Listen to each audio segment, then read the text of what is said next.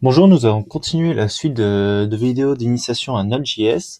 Dans la précédente vidéo, nous avons vu comment installer Node.js et gérer ses versions. Maintenant que Node.js est opérationnel, nous allons pouvoir lancer notre application. Commencer par le b.a.-ba, avoir une structure solide pour pouvoir ensuite compléter et peaufiner notre application tout autour. Pour créer un serveur, Node.js a créé des fonctions très simples pour faciliter la création et même le lancement ou la gestion d'erreurs d'un serveur. Nous allons voir ça tout de suite. Alors commençons par le début. HTTP require HTTP. Alors, comme vous le voyez déjà, c'est du JavaScript. Node.js est une plateforme propre, mais qui s'exprime en JavaScript. Comme vous voyez, là, c'est une structure JavaScript. Sauf que Node.js a ses propres fonctions internes, dont require. Donc, var HTTP égale, c'est du JavaScript. Require, c'est une fonction JavaScript, mais qui est propre à Node.js. Alors, à quoi ça sert require? Require, vous allez le voir très souvent, qui sera toujours appelé quasiment au début de votre fichier cœur de votre système. Require permet d'aller chercher les modules. Alors les modules, j'en ai parlé rapidement dans la première vidéo sur NPM, donc le gestionnaire de paquets de Node.js. Les modules, ce sont un ensemble de fonctions. Chaque module se définit par un ensemble de fonctions créées par des développeurs un peu partout dans le monde qui les mettent à contribution sur Internet. Donc pour simplifier l'utilisation justement de leur système, ils créent un ensemble de fonctions, sauf que si vous téléchargez ce module dans votre application, ça ne va pas fonctionner de tout seul. Il faut les mettre en place. Donc lorsque vous téléchargez un module, vous avez besoin de cette fonction propre à Node.js qui s'appelle require. Require va aller chercher les fonctions du module qui se prénomme HTTP. Donc quelque part il y a un module qui s'appelle HTTP. En faisant require, je stocke toutes les fonctions du module dans cette variable. Comme ça me permet d'utiliser les fonctions dans ce fichier ici. Donc, à ce moment-là, vous dites, d'accord, mais c'est-à-dire que tu as téléchargé un module qui s'appelle HTTP. Où est-ce qu'il est? Où sont les fichiers? Est-ce qu'on peut le voir, etc. Alors, normalement, oui, j'ai téléchargé HTTP, sauf que HTTP n'est pas un module d'un contributeur lambda. HTTP fait partie des modules qui sont propres à Node.js. Node.js, dès que vous l'installez, vous avez déjà des modules préinstallés qui vous permettent de commencer à l'utiliser directement très simplement. Donc là, je n'ai pas eu besoin de le télécharger. Et ce module-là, spécifiquement, sa mission, c'est de lancer un serveur simplement. Donc en faisant require HTTP, toutes les fonctions du module sont stockées dans cette variable. Continuons. Var server HTTP create server function res tac. Voilà. Donc là, ce n'est pas encore fini, mais déjà, je vais expliquer ça. Lorsque vous avez créé du Node.js, en général, ça va ressembler à ça. Principalement, function rec res. Ça, vous allez le voir très souvent.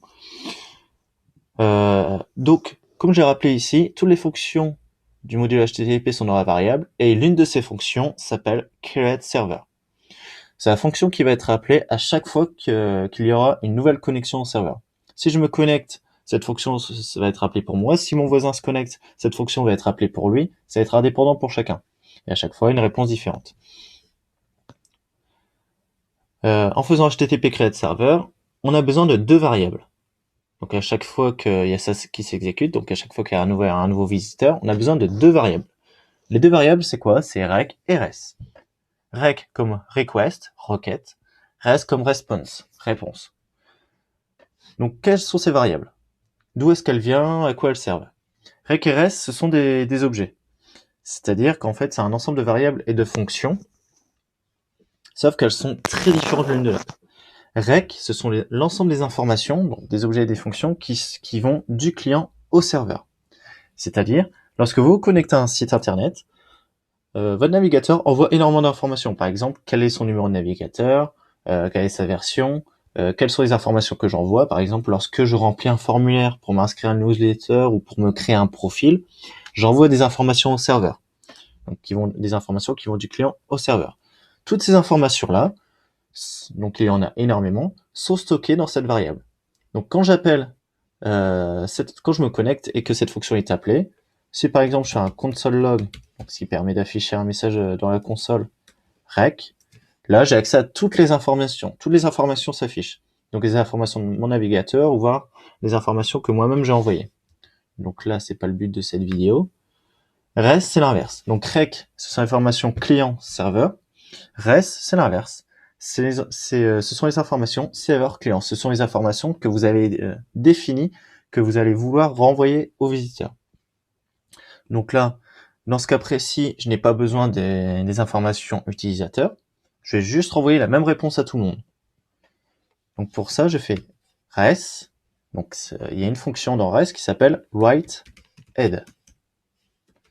Write-head, c'est juste pour mettre un code d'exécution.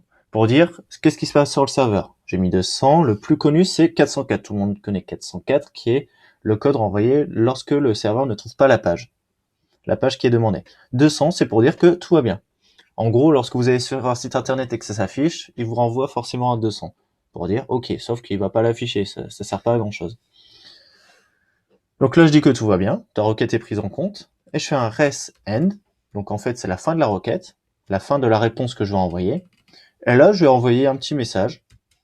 Le navigateur, lorsqu'il reçoit des informations comme ça qui sont pas structurées, comme ici, il va les afficher. Et nous, comme ça, on va voir que le serveur est bien lancé. Donc par exemple, je ne sais pas, coucou, bienvenue sur ce nouveau serveur Node.js. Par exemple, je peux écrire ce que je veux. Je peux écrire blablabla ou n'importe quoi. Donc, à chaque fois que quelqu'un va se connecter, on va lui renvoyer 200 et ce message. Donc, serveur, comme HTTP, dans HTTP sont stockées les fonctions, mais il faut l'appeler pour que ça s'exécute. Cette fonction, c'est pareil. Cette fonction est stockée dans la variable, mais la variable, elle ne s'exécute pas d'elle-même. Pour que cette fonction s'exécute, il faut qu'elle s'exécute à chaque fois qu'il y ait une nouvelle connexion. Et pour qu'il y ait une nouvelle connexion, il faut que le serveur écoute les entrées et les sorties. Pour les écouter, c'est très simple, c'est littéral, c'est serveur, listen, et là je mets le port où j'ai envie d'écouter. Donc le port, c'est-à-dire si vous faites ça sur votre machine en local, c'est localhost et le port que vous avez défini. Par exemple, on va dire par exemple 5000. Donc là ça fonctionne, si je le lance ça va fonctionner, mais je vais rajouter un petit détail qui est très utile, c'est un callback. Comme ça permet de lancer un peu le sujet sur les callbacks, qui est extrêmement important en Node.js. Node.js fonctionne quasiment qu'en callback. Serveur lancé sur le port 5000. Donc c'est un callback. Les callbacks, j'y reviendrai plus tard. Mais pour comprendre très rapidement, c'est que lorsque le serveur, là je dis au serveur, mets-toi en écoute, donc active-toi sur le serveur active-toi sur le port 5000. Dès qu'il a réussi, il va lancer le callback. C'est-à-dire, il y a ça qui va s'afficher dans la console. Comme ça, cette petite ligne me permet justement de savoir que lorsque le serveur est OK et qu'il écoute bien sur le port 5000, je le sais puisque le message va s'afficher. Sinon, il n'y a rien qui va s'afficher. Je ne peux pas vraiment savoir ce qui se passe. Donc maintenant que c'est fait, j'enregistre. Je vais dans ma ligne de commande et pour lancer, je fais node, donc le mot-clé propre à Node.js, et le nom de mon fichier. Donc je peux mettre juste serveur si je veux, ou alors serveur.js. Il va aller chercher exactement le même fichier. Je fais entrer, et là vous voyez, serveur lancé sur le port 5000. Le message s'est affiché, c'est-à-dire que il est bien en écoute sur le port 5000, tout est OK. Donc je vais essayer. Je vais aller, donc là c'est une machine distante, c'est une URL qui m'est proposée, qui m'est définie. Donc chez vous, sur votre machine en local, ce serait localhost 2.5000. Donc je lance, j'essaye, et vous voyez, coucou, bienvenue sur ce nouveau serveur Node.js. Donc c'est vraiment le message que j'ai envoyé. Donc, pour récapituler, ici, j'ai été chercher les fonctions, j'ai dit ce qu'il faut faire à chaque fois qu'il y a une nouvelle personne, et sur quel port écouter. J'ai lancé le serveur, pour quitter, je fais CTRL-C, et ensuite, ici, sur le port 5000, comme je l'ai défini, il y a bien le message que j'ai défini. Voilà. À bientôt dans une prochaine vidéo.